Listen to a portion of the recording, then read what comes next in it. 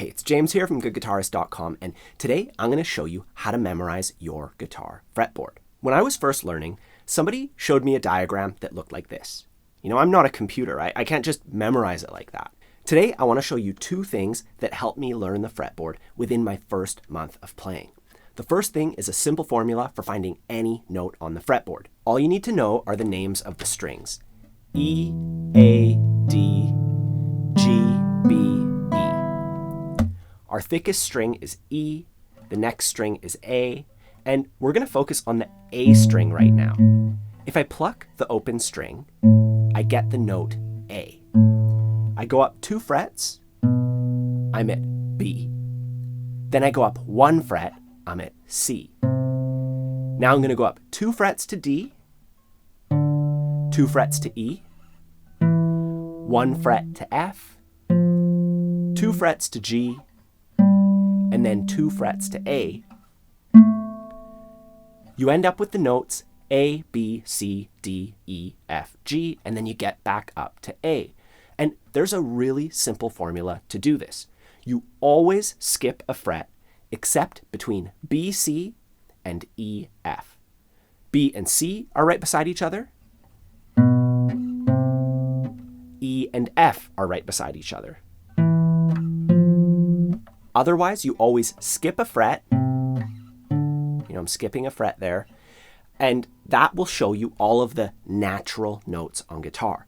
The notes that are not sharp or flat. There's a diagram and some more advice for learning the notes in my free lead guitar ebook. I'll put a link in the corner where you can find both my ebooks covering lead and rhythm, 100% free.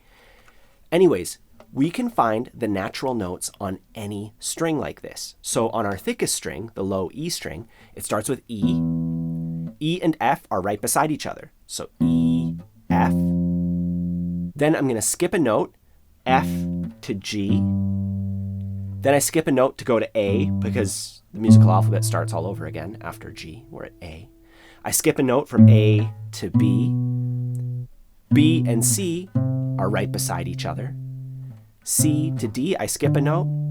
D to E, I skip a note. So I'm always skipping a note except from B, C, and E, F. Now, when it comes to the sharps and flats, from any of those natural notes that we discover, let's start on the note D. That's the 5th fret of the A string. You know, I just go A, B, B and C are beside each other, C to D.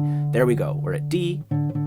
If you go 1 fret higher, you're going to get the sharp version of that note. So 1 fret above D is D sharp. And I'm going to go back to D. If I go 1 fret lower than D, I get D flat. And that's it. That's how you find all of the flat and sharp notes. Something worth mentioning is that since these sharps and flats are between 2 notes, they can have 2 separate names. So D sharp right here is the same as E flat. That note has 2 names, can be D sharp or E flat. And this is the basic formula for finding any note on the fretboard. But when it comes to memorizing the notes, knowing the formula is just half the battle. You need to develop instant recall for every note. That means if you're reading a chord sheet and you see this, for example, the rhythm part at the end of Stairway to Heaven, you want to immediately be able to find A, G, and F, and then be able to play it just the roots or power chords. You know, this is all using those root notes, A, G, and F, and we want to be able to find them instantly. So to develop that, you just look up the song name chords, you know, Stairway to Heaven chords or whatever. Simpler songs are better at first. So for example, a good one would be Country Roads by John Denver or something like that. You land on your favorite website for this.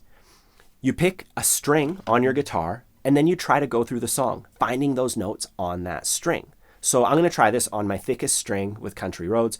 First, we have a G chord, so I'm just going to look for G. E, F, G. G is at the 3rd fret. Then next we have D. So from G, skip a fret to A, skip a fret to B. B and C are beside each other, skip a fret to D. D is at the 10th fret. You know, you could write this down. G is at the 3rd fret, D is at the 10th fret.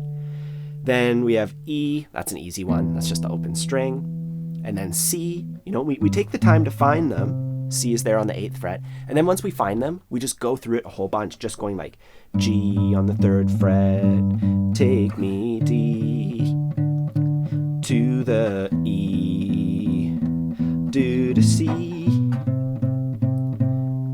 And I would go through the whole song like this, being sure to pick repetitive or easy songs so that I can focus on a few notes at a time and really know those notes. And then before you know it, you're going to be able to instantly recall them.